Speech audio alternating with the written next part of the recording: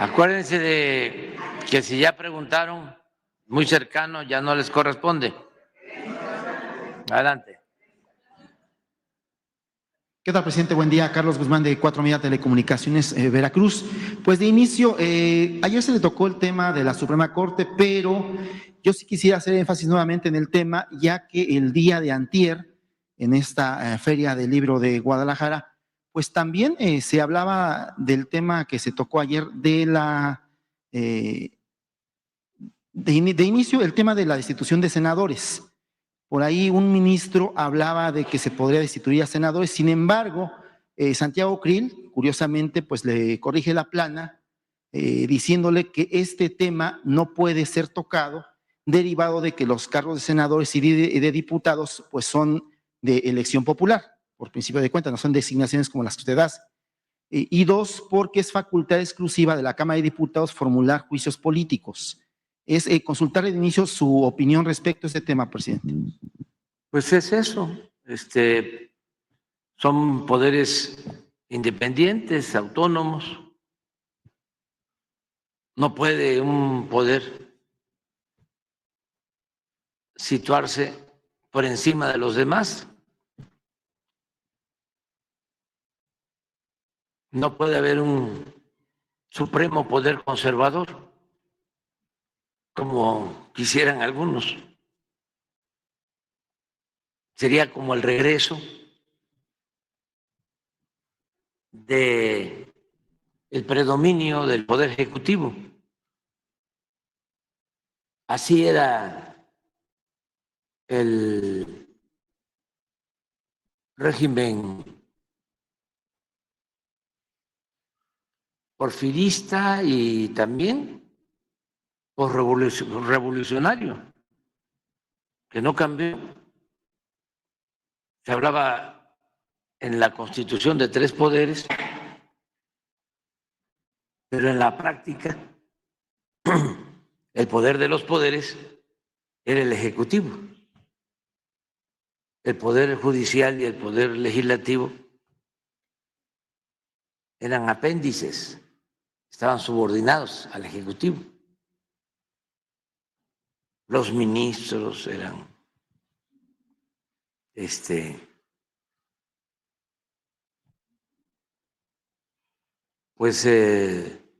subordinados al presidente, los legisladores. Todo esto se creó en el porfiriato. Porfirio Díaz ponía a los gobernadores,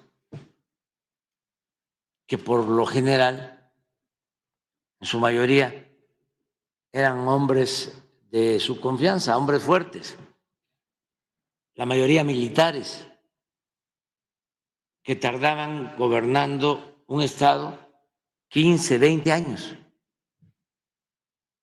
En la mayoría de los estados gobernaron 2 en 34 años. 2. Hasta que morían, los quitaban. Un poco lo que él siguió a nivel nacional. Y lo mismo los diputados y los senadores. Él los nombraba. Se sabía de antemano quién iba a ser diputado, quién iba a ser senador. Llegó la situación a ser tan especial porque, como siempre se reelegían, ya no quedaban lugares, siempre eran los mismos. Hay un ensayo de Alfonso Reyes sobre su maestro de la Escuela Nacional Preparatoria,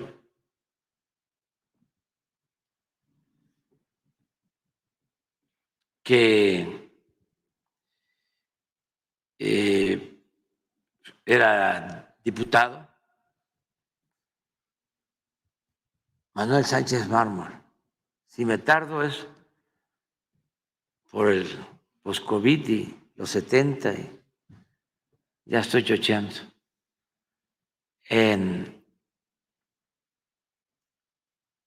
Y dice que su maestro, que habían, igual que Porfirio, ¿no? Habían participado en el movimiento de reforma, en la defensa de la República cuando la intervención francesa, habían actuado como revolucionarios, rebeldes. Pero ya con el porfiriato, pues todo se duerme y los diputados tardaban mucho.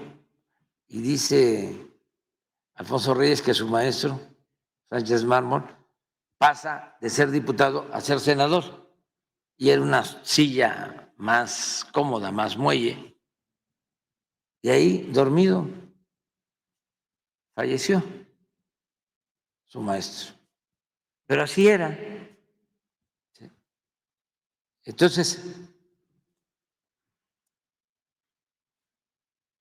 también esa es una diferencia con relación a Madero, de Porfirio Díaz a Madero. Porfirio Díaz sabía de antemano quién iba a ser diputado, senador. Es más, se pasaba el tiempo de la elección y Chavero, por ejemplo, ¿no? Recuerdo, entró de diputado, ya después de que había pasado la elección. Se respetaba la Constitución en la forma, pero se violaba en el fondo. Entonces, todo eso se trasladó, porque vas 36 años, se traslada después de la revolución. Ni la revolución pudo con eso, cambiar eso. La revolución indudablemente logró cambios en el terreno económico y social, pero en el terreno político no. Se quedó pendiente la demanda de Madero de sufragio efectivo, no reelección. Sobre todo lo de sufragio efectivo, voto efectivo, democracia efectiva. En eso no se avanzó.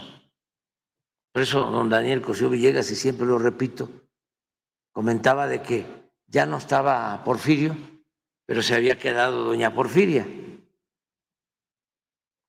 Y no hay democracia. Y lo mismo, le atribuyen al presidente Ruiz Cortines una regla de oro de la política tradicional, de que el presidente pone a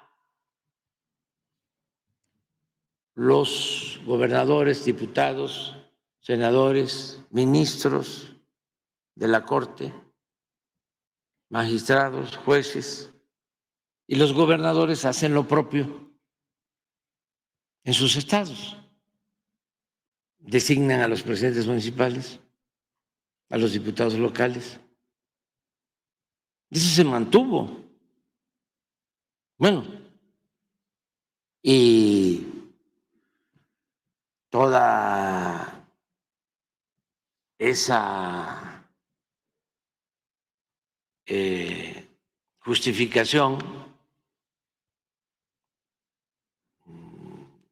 y todo lo que tiene que ver con la picaresca política tradicional mexicana, el tapado, el acarreo,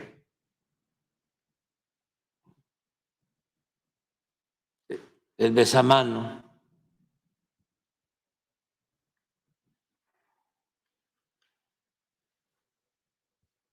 ¿Qué otra cosa? El dedazo. El dedazo. la cargada, todo eso. Entonces apenas están cambiando las cosas. Entonces, pues, si ahora el Poder Judicial, que está prácticamente secuestrado, tomado por la oligarquía de México, se quiere convertir en el poder de los poderes, pues está un poco exagerado, ¿no? Están levitando, porque eso pues, ni es constitucional, es antidemocrático, ni lo va a permitir el pueblo. Ah, sí, pero no tiene sentido eso. Eso no, nada más porque lo preguntan ustedes, pues. Pero la gente está muy empoderada. El pueblo de México está muy empoderado, mucho más que estos órganos de poder formal. ¿Por qué digo de poder formal? Porque al final de cuentas son instrumentos al servicio de grupos de intereses. Están ahí para obedecer órdenes y recibir consignas. Jueces, magistrados, ministros. Es muy lamentable lo que está sucediendo. Miren esto de los jueces. Hay un caso ahí, ¿por qué no lo pones? De un detenido de Sinaloa, famoso, que ofrecen 3 millones de dólares de recompensa. El Nini, ¿no? El Nini, ¿no? No sé cómo se llama. Bueno, así la apodan. Así la apodan. Es su apodo. Pero se detiene, este caso, Néstor Isidro, y una juez, casi al momento de la detención, le ofrece el amparo para que no sea extraditado. ¿Qué es eso? O sea, si esto no es corrupción, que me digan los ministros de la Corte, y el Consejo de la Judicatura.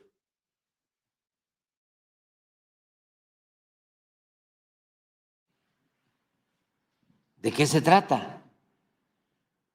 ¿Esto es derecho? Esto es chueco, a todas luces. No se necesita ser doctor en derecho, pertenecer al Instituto de la Transparencia. Ciencia Jurídica de la UNAM. Sí, o a los colegios de abogados. Ojalá y algún día estos colegios de abogados, ¿no? El Instituto de Ciencias Jurídicas de la UNAM llamara a una rueda de prensa y denunciara todo esto. Pero se quedan callados. No dicen nada. Es un silencio cómplice. Por eso estamos planteando de que es necesario que el pueblo elija a los jueces, a los magistrados, a los ministros, y que se integre el Poder Judicial con jueces, con ministros íntegros, honestos, incorruptibles, realmente al servicio de los ciudadanos, del pueblo, de la sociedad, no al servicio de la delincuencia de cuello blanco o de la delincuencia organizada. Lo demás es puro asunto leguleyo, que la ley es la ley. ¿Qué argumentos utilizan en estos casos? De que fue torturado, golpeado, y se demuestra que no. Pero cualquier cosa que no le mostraron el oficio de la orden de aprehensión,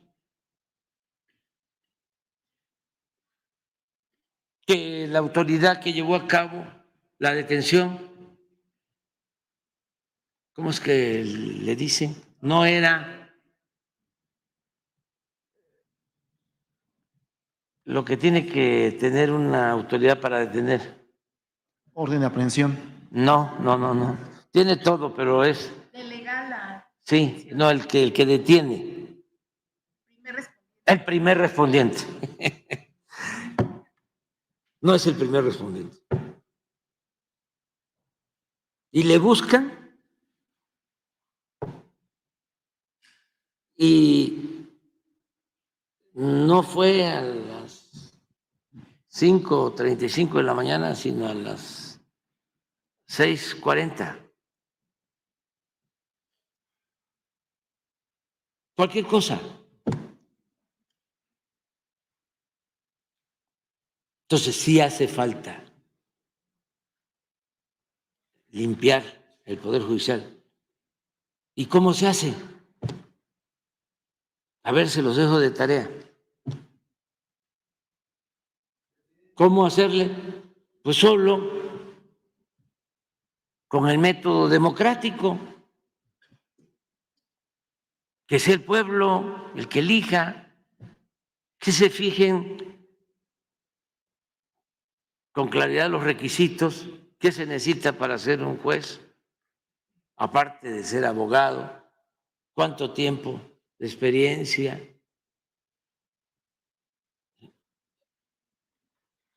el que hayan actuado con integridad, desde luego que no tengan antecedentes penales,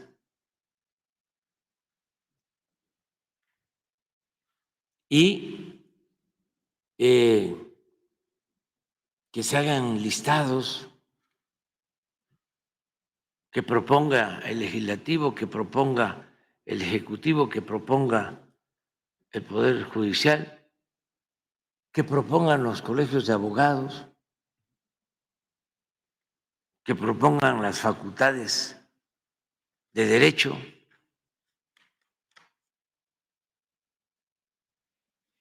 Y que la gente vaya viendo quiénes son, de dónde son,